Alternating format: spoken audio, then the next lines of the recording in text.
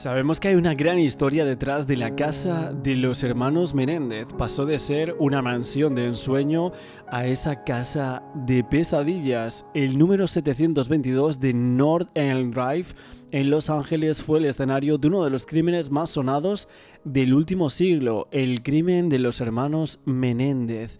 Pesadilla en el Drive, como titulaba su cobertura en Vanity Fair el periodista Dominic Dunn, del espeluznante caso de los hermanos Lyle y Eric, quienes asesinaron a sus padres en una de las calles más soberbias de Los Ángeles, en Beverly Hills, el día 20 de agosto del 89.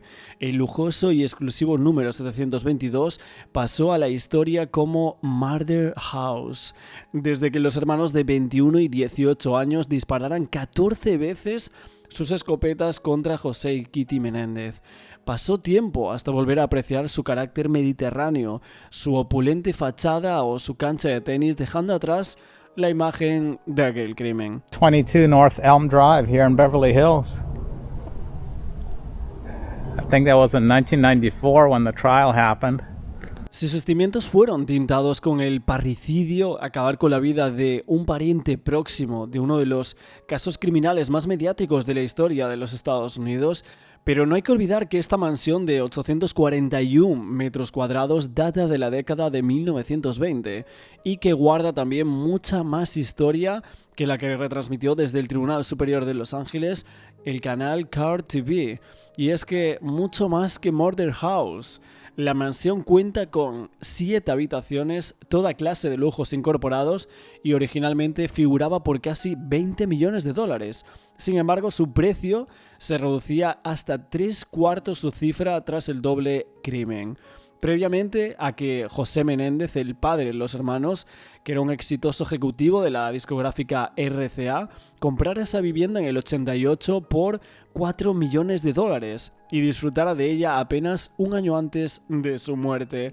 La mansión fue remodelada en el 84 para sellar unos últimos detalles de una construcción tópica del sueño americano, tan de ensueño que hasta algunos cantantes como Elton John y Prince dicen que estuvieron alquilados durante una gran temporada. Para Historias y Crímenes, los que escribió su comprador tras la tragedia, William Link, escritor de las icónicas series de Colombo y Se ha escrito un crimen. La consiguió por $3 millones en el 1998, aunque se valora en 4,8 en el 1991, un par de años antes tras el crimen. Y es que fue su hogar y, por qué no, su inspiración hasta el año 2001. El ejecutivo de telecomunicaciones Sam Deluk luego la adquirió por 3,7 millones. Hay que decir que varios medios estadounidenses decían que esta vivienda volvía a estar en la venta en el año 2023 hasta que finalmente un comprador anónimo la hiciera su hogar por una suma de $17 millones. Es decir, 35 años después. El número 722 de North End Drive volvía prácticamente a su precio original. Al parecer y por suerte, la condena inmobiliaria no había sido de cadena perpetua, como si lo fueron los hermanos, y es que como si fueran las dobles sentencias perpetuas sin opción a revisión de los hermanos Menéndez tras ser acusados culpables. Pero es evidente que tras la plataforma de Netflix que haya hecho ese documental, el estreno al universo del director Ryan Murphy, esa serie inspirada en el caso Menéndez llamada Monstruos, la historia de Lyle y Eric Menéndez, es cierto que ahora se hace mucha gente la pregunta de si son culpables o víctimas defendiéndose de sus presuntos agresores. José, un exitoso empresario musical, Kitty, una ama de casa y sus 2 hijos, Lyle y Eric, destacados atletas con futuros prometedores en los negocios, la familia perfecta, decían, hasta que una noche los hermanos entraron en su casa y acribillaron a tiros con escopetas a sus padres, alegando posteriormente que habían sido víctimas de un robo. Las investigaciones revelaron que los responsables de los hechos eran en realidad los 2 hermanos. Sin embargo, estos alegaron que habían sido víctimas de abuso sexual por parte de su padre y que su madre no hizo nada, sino todo lo contrario. Algunos periodistas y expertos que cubrieron el caso en su momento decía que actualmente todo sería diferente para los Menéndez y que seguramente el juicio tendría un desenlace muy diferente a lo que sucedió en los años 90. Esos hechos del 20 de agosto del 89, cuando Lyle y Eric acabaron con sus padres, pues es evidente que fascina al público desde hace mucho tiempo este caso por diferentes cosas y también, evidentemente, por la defensa y acusación y las versiones de la misma. Por ejemplo, una periodista llamada Ana García decía que siempre comentaba que el tiempo era la lente más interesante que existía a través de la cual podíamos revisar algo, basándose evidentemente también en lo que sería este caso. Ella decía, pensarlo, el primer caso en el que presentaron la defensa de que habían sido abusos por su padre, el jurado no llegó a un acuerdo. El fiscal del distrito lo intentó de nuevo esta vez y cualquier testimonio y la defensa sobre abuso sexual fueron severamente limitados, si es que realmente se permitieron. Eric y Lyle llevaban mucho tiempo afirmando que su padre abusó sexualmente de ellos, lo que, según decían, condujo a dispararles a ellos en su mansión de Beverly Hills. Y es que los hermanos fueron condenados por ese crimen de primer grado en el 96, cuando solo tenían 21 y 18 años.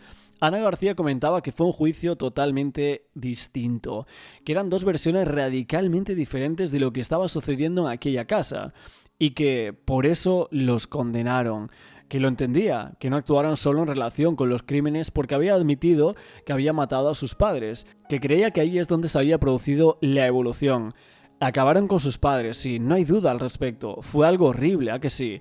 Absolutamente. Una vez un capitán de policía me dijo que si todos los jóvenes que habían sido maltratados por sus padres matarían a sus padres, tendríamos muchos padres muertos. Puedo entender el miedo. She would come in after I'd been in there a while. She would help wash my hair and wash me with a sponge. How old are you talking about? Same, 11 to like 11 to 13. And when you say she would wash you with the sponge, would she just wash your back or? No, she would wash me everywhere. She would wash your genitals? Yes. You slept in bed with your mom a lot, didn't you, even when you were little? Yes.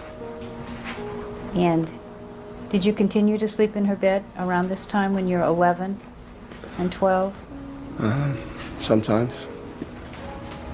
And sometimes, did you touch your mom? Yes. Would your dad be in bed? Sometimes. And where would you touch her?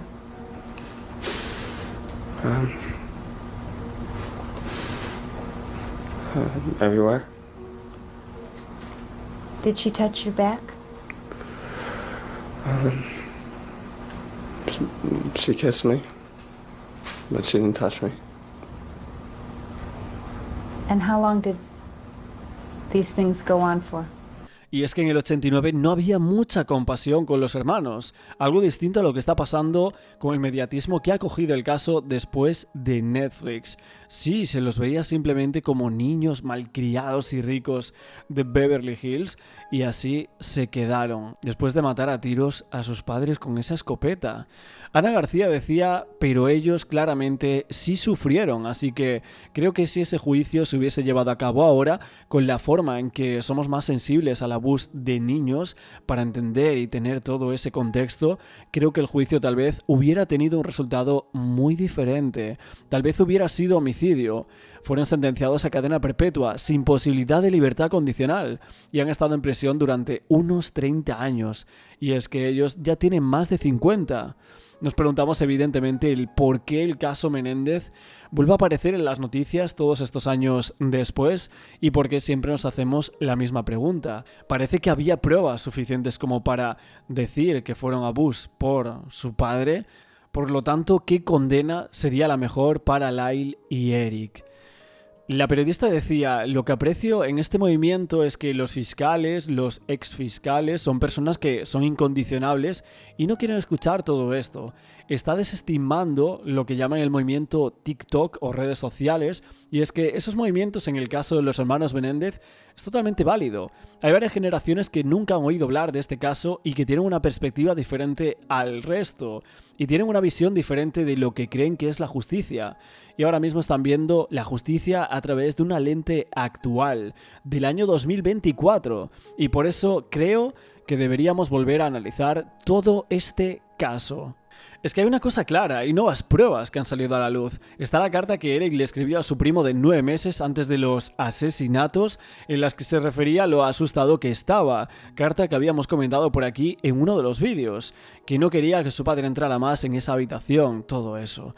Esa es una prueba clara. Luego está uno de los exmiembros de la banda de chicos Menudo, que dice que fue agredido sexualmente por José Menéndez, su padre, una historia muy similar e independiente en toda esta trama. Lo que pasa aquí es que, por ejemplo, Kim Kardashian, la actriz y artista de 43 años también, escribió una emotiva carta pidiendo la liberación de Lyle y Eric, algo que la presentadora de algunos podcasts que habían hablado anteriormente en los Estados Unidos elogiaban enormemente. Algunas presentadoras decían lo siguiente: creo que el ensayo de Kim Kardashian sobre su perspectiva y su opinión sobre este caso está muy bien hecho. Está pidiendo a la gente que tenga algo de compasión y piense en la justicia para estas dos personas. Mire, ¿deberían ser liberados? No sé esa respuesta. Realmente no la sé. Si esto realmente va a ser homicidio, entonces tal vez sí. 30 años serán suficientes.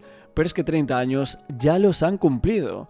Otros periodistas hablaban de si había un espectro o no, que dónde encajaban los hermanos Menéndez en todo ese espectro y condena, que creía que deberíamos tener una discusión al respecto sobre todo esto, y que gracias a las redes sociales y la vuelta a hablar del caso, pues evidentemente habrían decidido muchas personalidades en los Estados Unidos volver a poner el foco en la condena de los Menéndez Brothers y por supuesto ver en qué aspecto podríamos llegar a cambiar y la justicia cómo podría haber sido para ellos.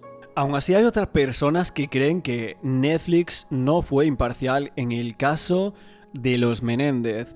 Esto es algo que ha chocado bastante. Por un lado, hay personas que en estos años decían que podrían ser totalmente inocentes los hermanos, mientras que, por otro lado, como os estoy contando, comentaban que sí, eran totalmente culpables y que Netflix no fue imparcial como productora. Y es que en menos de unas semanas después del estreno de Monstruos, la polémica está servida. Desde prisión, el propio Eric ha cargado contra la serie de televisión y contra la imagen que ofrece de ellos.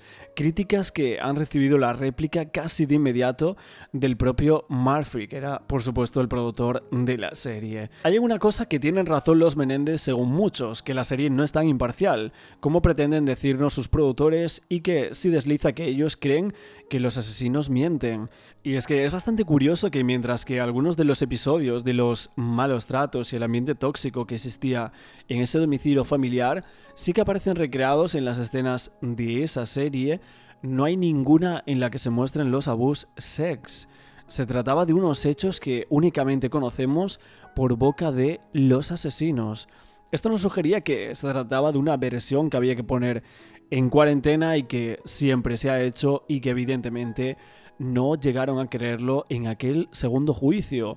Uno de los peros que hay que ponerle a la serie es que con esa pretendida objetividad a veces parece confusa al decir que desde un punto de vista se está contando a cada momento, lo que dificultaba completar todo el puzzle. En el primer episodio de la serie, cuando todavía no han sido detenidos los hermanos y parecía que la matanza era obra de la mafia, los hermanos sorprenden a todos los asistentes a un acto fúnebre en memoria de sus padres asesinados, eligiendo una canción del dúo Milli Vanilli, para el que se supone que debía ser uno de los momentos más emotivos del homenaje.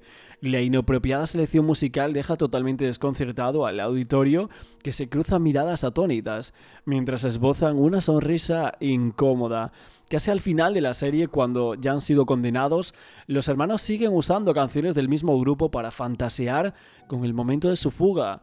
Y es que muchos dicen que les resulta llamativo la elección de esa banda musical y que creían que su uso iba mucho más allá del mero factor nostálgico. Y es que Milli Vanilli cayó en desgracia al conocerse que no habían cantado ninguna de sus canciones y que ellos se limitaban a hacer el playback y poner su imagen en los escenarios. Las continuas alusiones al dúo parecen estar diciéndonos que en realidad los hermanos son unos farsantes. En la serie los dos hermanos van al cine a ver Batman la noche del crimen para que les sirva como coartada, una elección cuando menos curiosa porque Bruce Wayne asume el mando del hombre murciélago a raíz del crimen de sus padres. Y es que otras fuentes dicen que en realidad esa noche la película a la que fueron era Licencia para matar de la saga James Bond, y es que a su manera aspiran a ser unos influencers del crimen de la época que fantaseaban sobre qué actores les interpretarían cuando llevasen el cine en su historia. El quinto episodio de la serie toma una decisión creativa arriesgada para un tiempo en el que el público sigue las series con el móvil en la mano y que está acostumbrada a clips cortos como TikTok. Todo el capítulo es un plano secuencia que nos muestra la entrevista en prisión de Eric con su abogada, en la que va narrando los espeluznantes abusos que habría sufrido. Unos hechos tal cual ellos los contaron, sin ningún tipo de aditivo. El único movimiento de cámara es que, a medida que avanza en su relato, el zoom se acerca poco a poco y cada vez más al rostro de Eric, quien se supone que es el más vulnerable de los dos hermanos. Un acercamiento que nos permite ver su mirada cuando termina de narrar su historia y que no aparece la de una víctima. Resulta paradójico que sea el testimonio de Lyle, el más arrogante e insoportable de los dos, el que logre conmover al jurado durante aquel juicio. Y es que la declaración de Eric, que se suponía que iba a meterse al tribunal popular en el bolsillo, termina siendo desastrosa según muchos. That made you think that your father was upset with you for having given up swimming. He wasn't nice anymore during the sex. You have to put the mic. He wasn't nice anymore during the sex. Now, do you recall the first time that he wasn't nice during the sex? Yes. Yes. And you were 11? I was 11. The reason you're having trouble is it's not facing you. Face it. I know. I need to use the restroom. I need a break. Okay, we'll take a recess and we'll resume at 2:30, ladies and gentlemen. Don't discuss the case with anyone or form any opinions about it. We'll resume at 2:30. Aquí, evidentemente, podemos señalar algunas cosas que la nota de crítica social que da Ryan Murphy a estas series pues está presente, relata muchas cosas, que los miembros del jurado había cierta misoginia, que la parte masculina del Tribunal Popular no soportaba a la abogada defensora de los dos acusados, muy probablemente por el hecho de ser mujer, según lo que se puede ver en esta serie, y les incomoda que ella les hable de abusos sexuales. Es obvio que la serie no quiere frivolizar con un asunto tan serio como son los abusos sexuales, pero deja claro que ellos no han creído a los Menéndez, a los asesinos no les ha hecho gracia. Es obvio, pero el objetivo no estos títulos, pero evidentemente el objetivo de esta serie no debería complacer a absolutamente nadie, sino contar la verdad. En el día de hoy vamos a narrar una de las historias que más está inquietando en Netflix, y es que han hecho un documental llamado Monstruos, donde se narra el caso de los hermanos Menéndez, de Lyle y Eric. Y es que en octubre, luego de que Monstruos pues ha generado un gran interés en la audiencia general, es un nuevo documental en Netflix que le daba la palabra a los verdaderos protagonistas de toda esta historia, que eran los hermanos Menéndez. Los dos hombres hablan en entrevistas extensas sobre lo que sucedió en el crimen de sus padres. José Menéndez, un ejecutivo musical de RCA Records de 45 años, y su esposa Mary Louise Kitty Menéndez, de 47 años, moría en el brutal tiroteo dentro de su propia casa. Fue Lyle, el hermano mayor, quien llamó al 911 y dijo en medio de llantos: "Alguien mató a mis padres". La grabación de la llamada, que se difundía en los medios de comunicación y que era parte de la serie, comenzaba así. Yes, please. What's the problem? What's the problem? What's the problem? Someone killed my parents. Pardon me? What? Who? Are they still there? Yes. The people... No. Were they shot? Yes, man, too. Were they shot? Yes. They were shot? Yes. 102 response. 722 North Elmore Park. What happened? Stand up, I have a hysterical person on. We're trying to get screened further. Other units responding. Is the person still there? What happened? We have units around. What happened? Who shot who? I don't hear anything. I just came home. You came home and found who shot? Mom and Dad. You know if they're still in the house, the people that did the shooting. Get away from him. Okay. Hey, let me talk to Eric. Who is the person that was shot? My mom and my dad. Your mom and dad? My mom and my dad. Okay, hold on a second. Okay, we're on our way over there with the ambulance. Okay, I gotta go. Okay.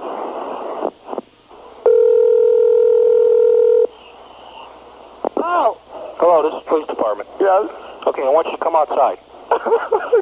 Okay, just come out the front door and Si bien al principio los hermanos Menéndez negaban haber acabado con la vida de sus padres, luego admitían haberlo hecho, aunque nunca negaron que el motivo fuera por dinero. Y en el primer juicio, que fue televisado, dieron detalles de los presuntos abusos de su padre. En el 1995, su abogada Leslie Abramson dijo que no se trató de un crimen porque no hubo mala intención en el acto.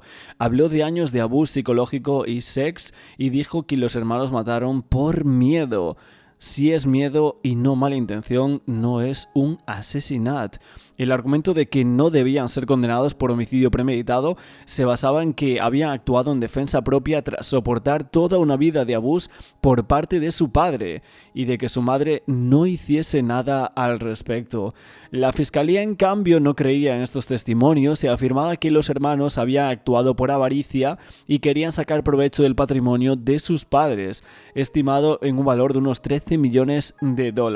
El primer juicio fue abierto en la televisión en los Estados Unidos y se llevó a cabo en el 1993 ante 2 jurados, ya que cada hermano tuvo un jurado independiente y se declaró nulo después de que ambos jurados no lograran llegar a un veredicto en el 94. En el segundo juicio, que fue en el 96, y el jurado tomó su decisión después de deliberar durante 3 días. Fueron declarados culpables de homicidio premeditado. Lyle Menéndez, de 56 años, y Eric, de 51, actualmente están cumpliendo una cadena perpetua en la misma cárcel de California sin posibilidad de libertad condicional.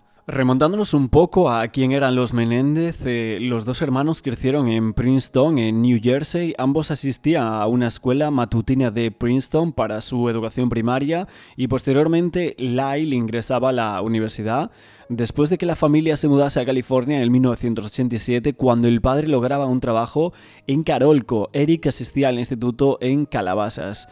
Lyle fue puesto en probatoria académica en esa ciudad debido a su bajo desempeño y en libertad condicional disciplinaria, y finalmente abandonaba la universidad después de acusaciones de plagio.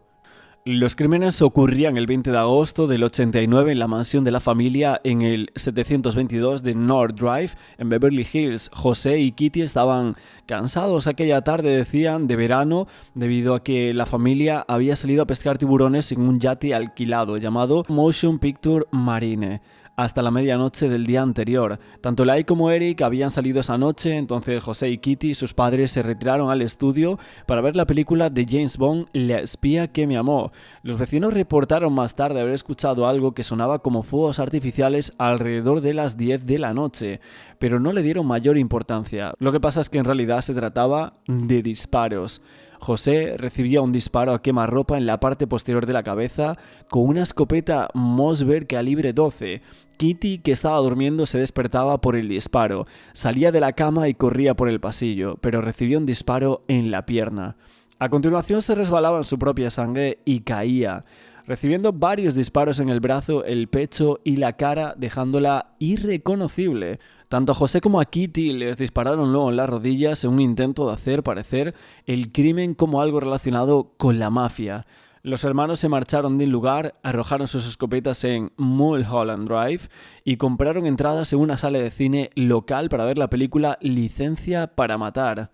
Todo esto para utilizarlo como una coartada. A las 11:47, cuando los hermanos regresaron a casa, Lyle llamó al 911 y gritaba: «Alguien acabó con mis padres». La policía consideró sospechosos a los hermanos de inmediato, pero no tenían pistas. Durante el juicio, Eric dijo que vio un cartucho de escopeta que había quedado en el suelo y lo quitó cuando la policía que hablaba con él miró hacia otro lado. Sabemos que la seguridad en aquella casa había sido siempre de alto nivel. La mansión de estilo mediterráneo había sido alquilada antes de algunas celebridades de la talla de Prince o incluso Elton John. José salía frecuentemente dejando el sistema de alarma apagado y las puertas abiertas, incluso después de que su Mercedes-Benz fuese robado de la entrada frontal semicircular de la casa.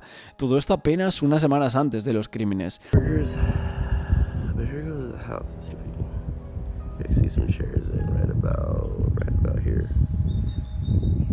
Kitty, por otro lado, parecía nerviosa en el periodo previo a los asesinatos. Constantemente bloqueaba la puerta de su dormitorio por la noche y mantenía un rifle en su armario.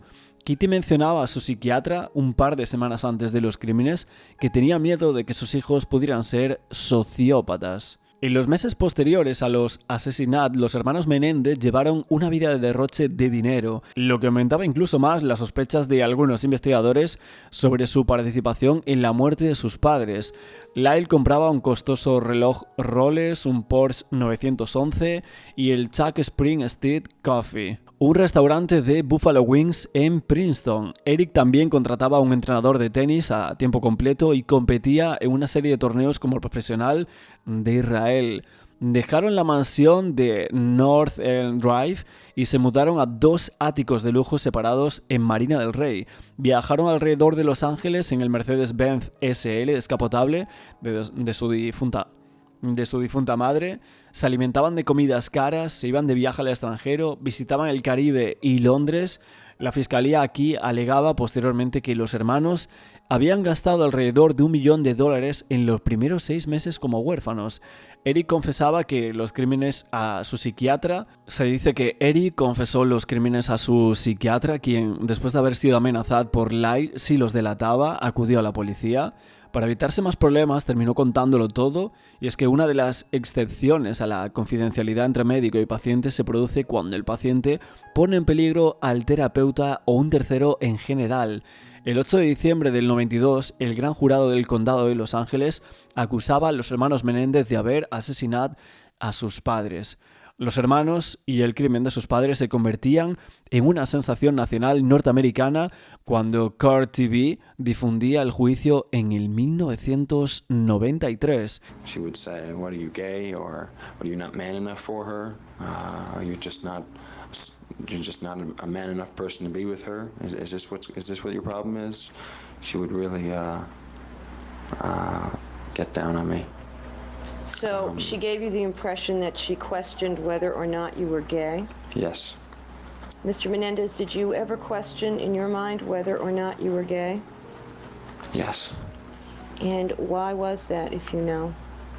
It's because I didn't understand what was happening with my father. And what do you mean you didn't understand it? In California, I didn't understand why it didn't hurt so much and anymore, and I didn't understand how. I just felt like I was having more friends because I had a car and I was able to play tennis with them, and I was a little bit more independent, and I felt like I was supposed to be stronger, and I would still be doing this with Dad, and I wouldn't scream at him or fight back with him because I was afraid, but I still thought I should have, and I would still be able to have an orgasm. Okay, so those things, those factors made you wonder if in fact maybe you were gay. Maybe that's why this is happening. Maybe that's why I don't resist. Maybe that's why it doesn't hurt. Is that what you mean? Yes, I didn't understand. And did these concerns about whether or not you were gay, did this bother you? Yeah, it was on my mind a lot. It bothered me. Did you think it was wrong for somebody to be gay, or was it just that you didn't know what you were? No, I didn't think I was wrong to think I was. No, you didn't understand my question. Do you think it was wrong for people to be gay? No, So, what was it? it was just that I was confused and it was difficult for me. My mom made it seem like it was worse than death to be gay, and I didn't think I was. I didn't know. I really didn't understand. Did you like girls? La abogada defensora del hermano menor, Leslie Abramson, saltaba a la fama por su defensa, alegando que los hermanos vivían una vida de abús de sus padres, incluido el abús sex de su padre José. A pesar de la teoría de la defensa, los registros de antecedentes penales de los hermanos contrariaba esa teoría de escape de abuso paternal, y es que el juicio terminaba con 2 jurados en un punto muerto. Aunque los hermanos fueron juzgados juntos, cada uno tenía ese jurado independiente. El fiscal del distrito de Los Ángeles, Jill Garcetti, anunciaba de inmediato que el juicio a los hermanos se volvería a intentar. El segundo intento fue un poco menos conocido, en parte porque el juez Stanley se negaba a permitir que las cámaras entraran en la sala del tribunal. En este nuevo documental sobre los hermanos Menéndez revela bastantes impactantes dibujos que Eric había hecho sobre los abusos que habría sufrido, además de declaraciones de Lyle en las que confiesa que habría preferido perder el juicio por crimen antes que hablar públicamente sobre aquellos abusos. Todo esto en la reciente serie de Netflix, que está lanzado como un documental que ha sido bastante criticada por una parte, pero que no se para de hablar de ella en los medios de comunicación, y es que se exploran algunos aspectos que la serie no abordaba, revelando detalles íntimos de su historia, como algunos impactantes dibujos realizados por Eric, unos bocetos creados durante su tiempo en prisión que representaban los abusos sex que sufrió por parte de su padre, que fue una verdad que los hermanos mantuvieron en silencio durante mucho tiempo. Es que uno de los momentos más desgarradores del documental es la confesión de Lyle, quien revela que hubiera preferido perder ese juicio por asesinato antes que hablar públicamente sobre esos abusos que ambos habrían sufrido.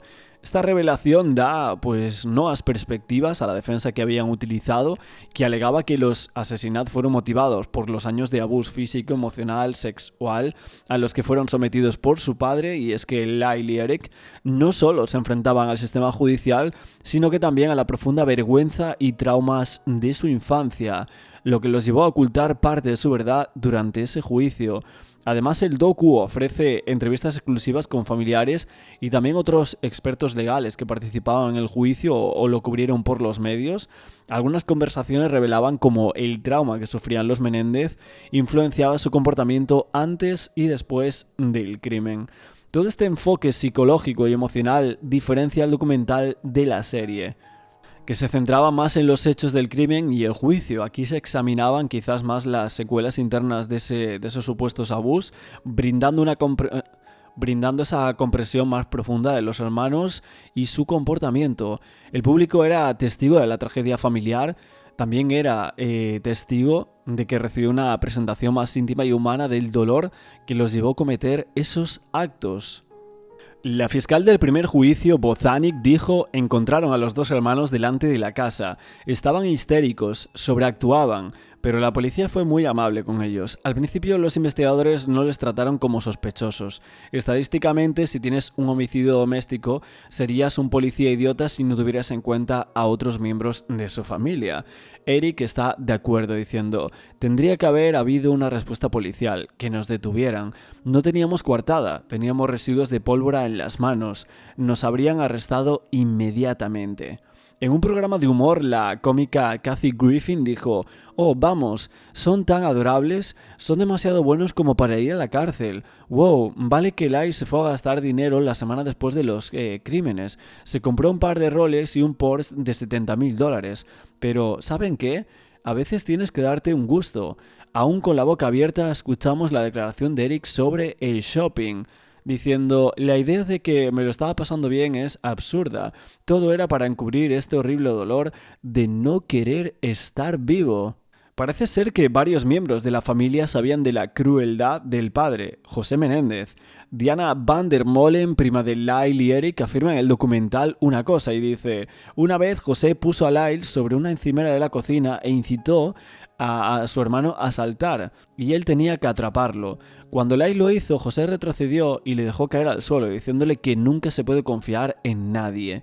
Por su parte, la fiscal Bozanic explicaba que no podía encontrar a nadie que dijera algo bueno de José Menéndez, excepto su secretaria. Todos los demás tenían historias horribles de él y sobre el monstruo que supuestamente era. En su opinión, la pérdida de José Menéndez fue una ventaja real para la humanidad, decía. Además, aquellas ilustraciones que salen en el documental son uno de los momentos más terribles, pues es evidente que en los dibujos se puede leer: vuelve aquí, cabrón, y no voy a dejar que vuelvas a tocar a mi hermano pequeño. En las últimas semanas se habla de que hay nuevas pruebas por las que la Fiscalía de Los Ángeles ha anunciado que se va a revisar la condena de los hermanos Menéndez, esa condena a cadena perpetua que antes os decía que había sido en ese juicio del 1996. Back in the 1970s, would you say that the medical community was as aware of or as sensitive to the problems of sexual abuse of children as they are now? No.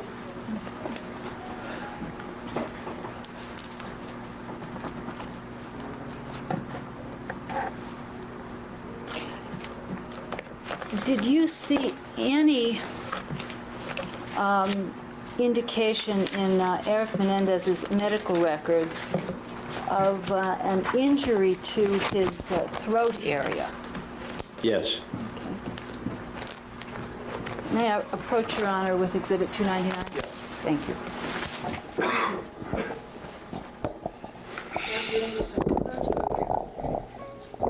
A document that's been marked Exhibit 299 appears to be some typewritten medical record about Eric Menendez. Does that document indicate that there was an injury to the throat of Eric Menendez sometime in 1977? Yes. Okay, and what specifically does the medical record indicate was injured? The direct quote is: hurt posterior pharynx, uvula, and soft palate. Senior emergency room, Princeton Medical Center. Healing well, symptomatic treatment. Actually, it was seen the day before. This is the follow-up note. Now, is there is the report of injury in that medical record that's before you is 299? Is that consistent with, or could that be caused by child sexual abuse, in your opinion? Yes, could be. And what do you have any opinion as to what type of child sexual abuse could have resulted in that particular complaint? Oral copulation.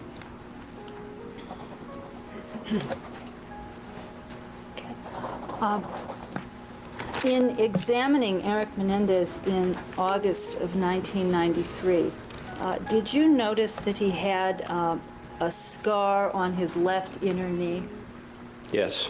And did that appear to be a wound that had been unsutured, that is, it had gone untreated, unstitched? Yes. May I just have a moment, Your Honor? Hay quien cree que los hermanos Menéndez serían inocentes. ¿Y tú qué crees? Aquí en los comentarios ahora evidentemente os pregunto a vosotros qué pensáis de los hermanos Menéndez y de su caso. ¿Creéis en la acusación como tal o quizás en esa defensa que hacían? Muchísimas gracias como siempre por escucharme. No olvidéis dejar un like, suscribiros al canal con la campana y nos vemos mañana con un nuevo vídeo.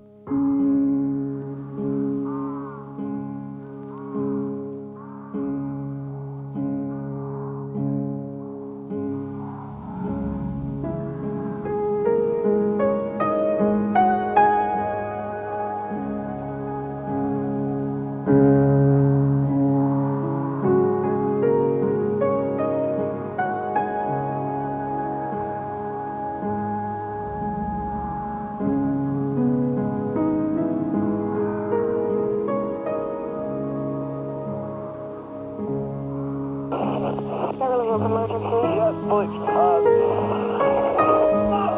What's the problem? What's the problem? What's the problem? Someone killed my parents. Pardon me? Someone killed my parents. What? Who? Are they still there?